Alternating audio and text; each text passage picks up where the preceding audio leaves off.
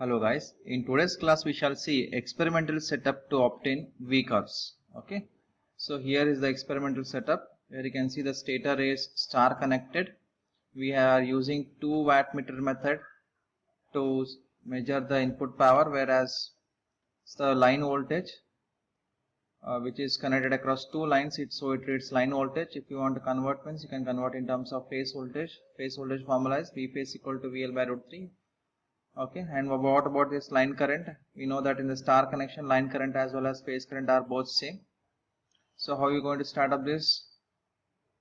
So first of all, you use the TPDD switch here, triple pole single throw switch here. When you connect to this, so that what happens, your motor starts to run if it is a induction motor.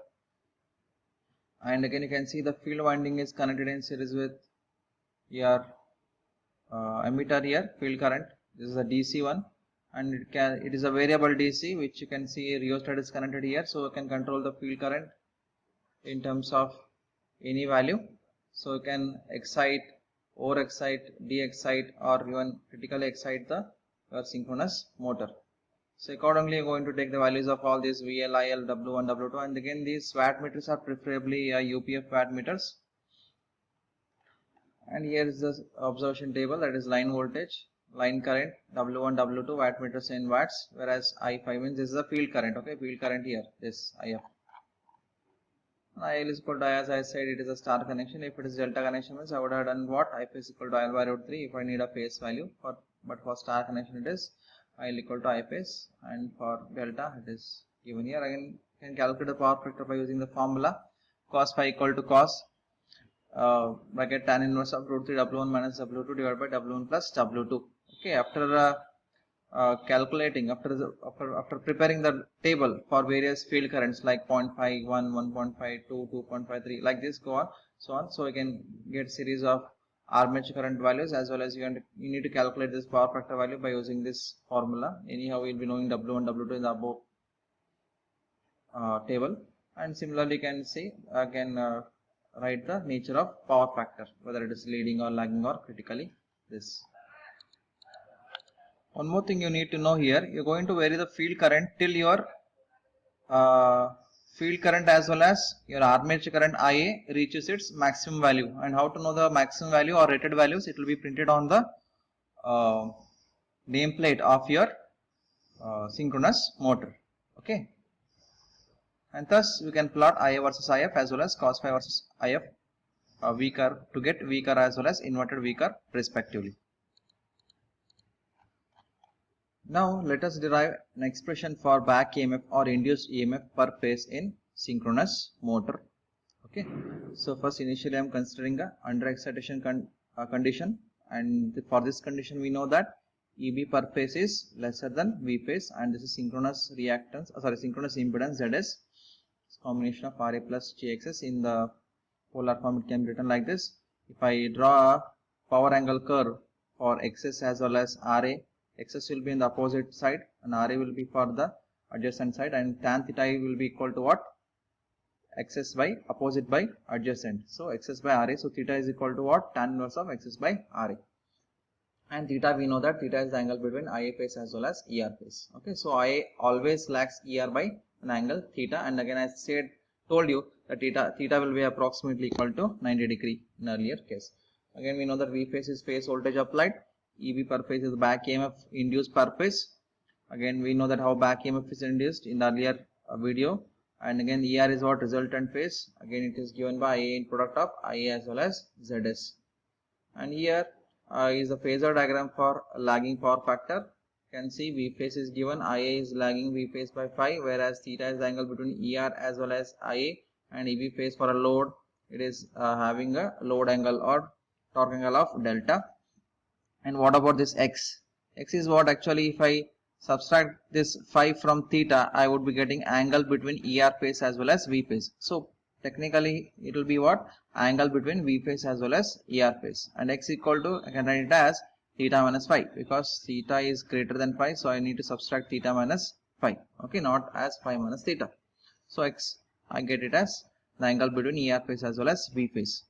Okay, and again this is V phase, and obviously this will be also V phase because this is parallel to each other. Again, this is the EB phase and this will be also EB phase because both are parallel to each other as per the geometry.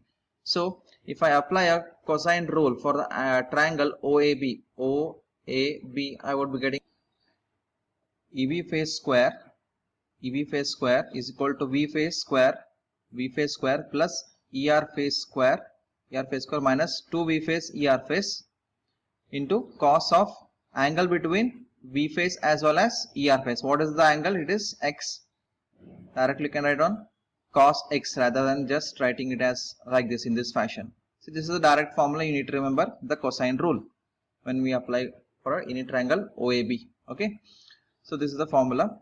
And directly we know if it is X means I can write it as what? X is equal to what? Theta minus phi. It is written as theta minus phi. Again, it's written like this. Whereas ER phase equal to I phase into ZS. Okay. You can it is known earlier.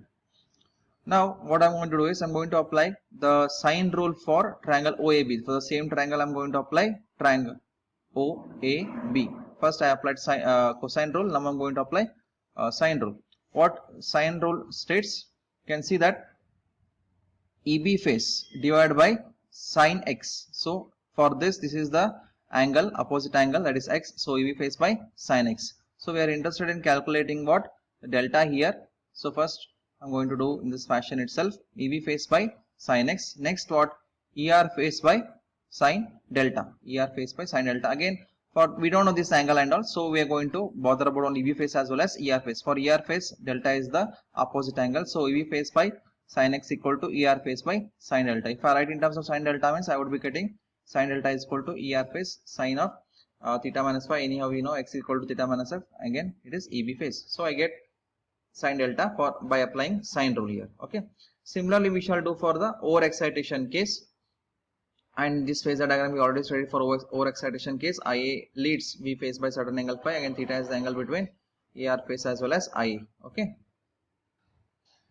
Now if I apply cosine angle for OAB, I would be getting the same formula here like previous formula. EB phase square is equal to V phase square plus ER phase square minus 2 phase ER phase. This is the what you can say is a pattern of your cosine rule.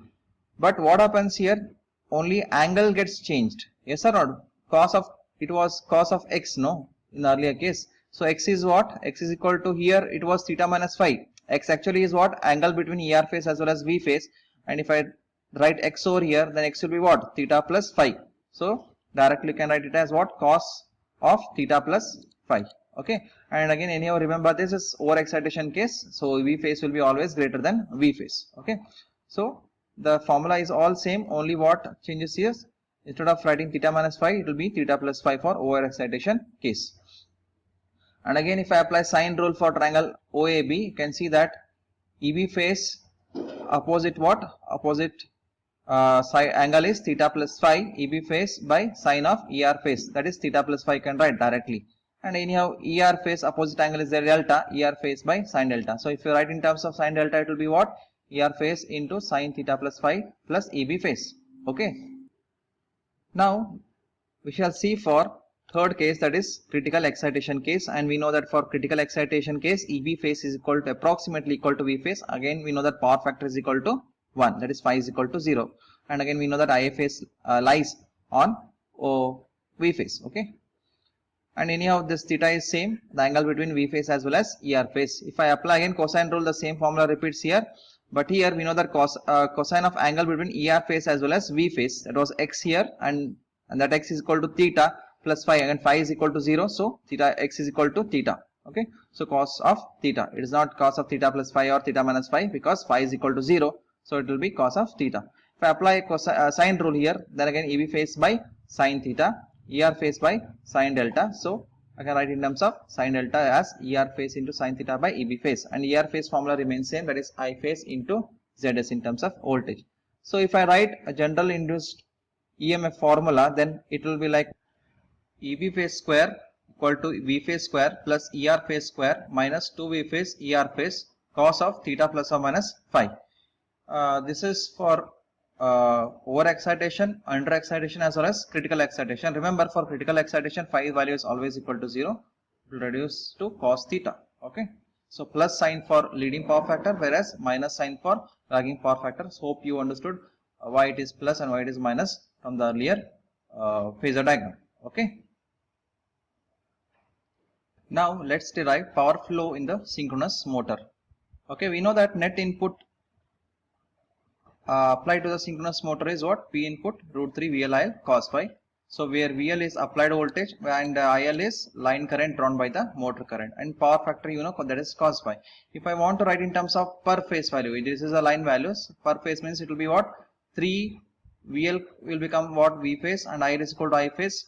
And how this VL has become V phase? We know that VL and V phase relation is what? V phase equal to VL by root 3. If you apply that, you can get this. So root 3 gets what? 9. Again root of 9 is 3. So it is 3 V phase I phase cos phi in terms of watts. It's per phase. Okay.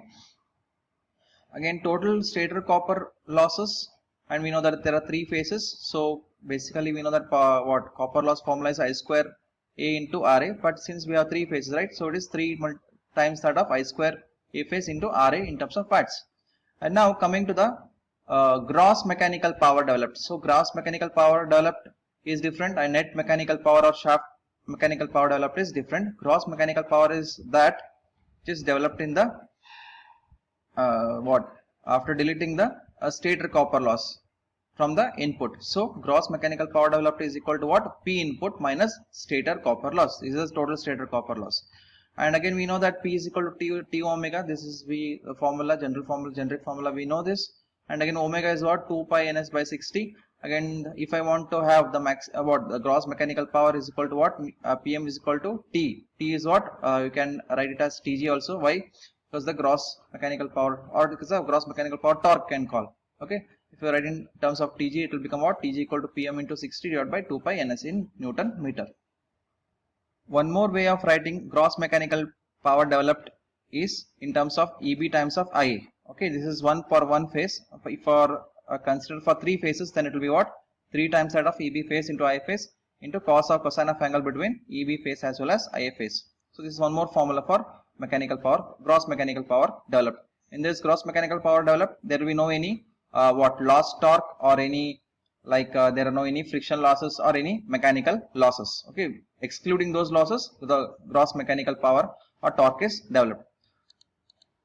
Now for lagging power factor, we know that angle between EB phase and IA phase is what? Phi minus delta, and for leading power factor it is angle between EB phase and IA phase is phi plus delta, and for unity power factor it is what? Just delta, because phi is equal to 0, that is and power factor is equal to 1 if cos 0 is equal to 1.